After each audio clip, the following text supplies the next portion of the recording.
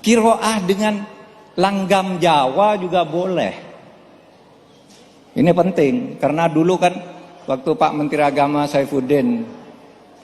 Pak Saifuddin Lukman Hakim tuh bikin qiraah di istana peringatan Maulid gitu. Lagunya langgam Jawa, lalu dia kecam, lalu berbagai itu haram, itu dosa. Tidak ada. Agama itu, Quran maupun hadis tidak mengajarkan langgam. Yang diajarkan itu tajwid dan makhraj. Kalau tajwidnya tepat, makhrajnya tetap, bacaan Al-Quran itu boleh. Oleh sebab itu, qiraah seperti tadi bagus. Karena beliau bisa, karena beliau belajar. Tapi misalnya saudara sukanya langgam Jawa, tidak apa-apa. Asal makhrajnya tepat. Saya beri contoh ya. Saya tadi nulis syair apa ini? Yen ing tawang ono lintang.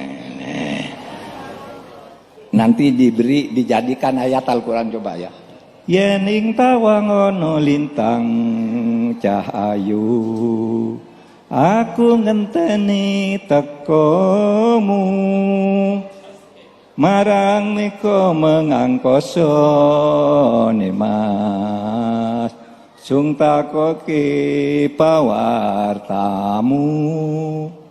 Bisa enggak baca Al-Quran dengan langgam ini? Bisa, saya bacakan.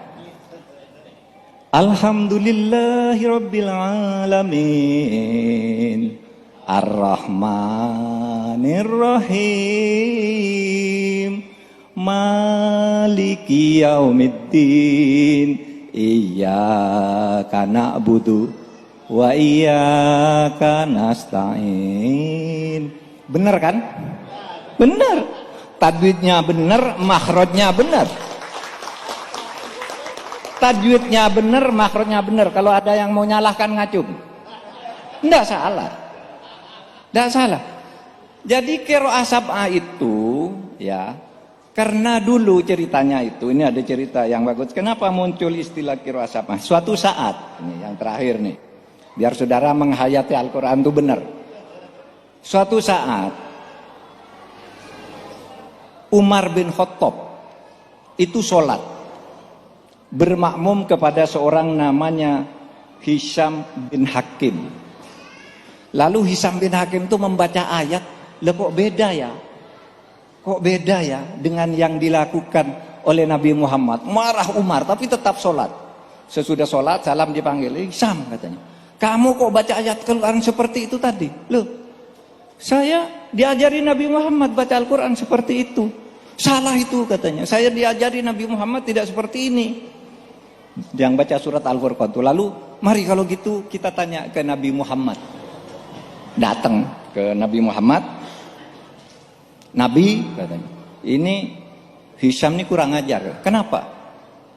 Membaca Al-Quran salah. Terus apa yang dia baca? Dia bacalah. Baca surat Furqan begitu. Ya betul itu kata Nabi. Loh salah Nabi, kamu bacanya gimana? Saya begini. Ya itu juga betul tuh. Terus Nabi Muhammad, sudahlah jangan bertengkar. Kata Nabi kemudian, inna hadzal Qur'an unzila ala sab'ati ahrufin faqra'u ma tayassara minhu. Quran itu diturunkan dalam 7 huruf. Maka kamu baca mana yang kamu suka. Nah, tafsir 7 huruf ini macam-macam. Kalau di zaman Utsman itu tafsir itu diartikan daerah ya. Ada dulu Utsman itu membuat 7 Al-Quran, 7 mushaf Al-Quran, 1 diletakkan di Mekah, 2 dikirim ke Syam, 3 dikirim ke Yaman, 4 dikirim ke Bahrain, 5 ke Basrah, 6 ke Kufah, yang 1 diletakkan di Madinah. Itu Utsman. Lalu itu yang dianggap pedoman qiraah sab'ah. Padahal kalau itu ada orang Jawa, mesti dikirim ke Jawa juga Qur'annya. Sehingga bisa langgam Jawa, langgam Madinah, langgam Kufah, langgam Basra, langgam Bahrain. Jadi jangan terlalu ekstrim. Yang penting pedoman-pedoman membaca Al-Quran, artinya apa, makhrajnya bagaimana, tajwidnya bagaimana, sehingga kita dapat mengambil hikmah dan banyak belajar di Al-Quran untuk membangun Indonesia ini. Sekian, wassalamualaikum warahmatullahi wabarakatuh.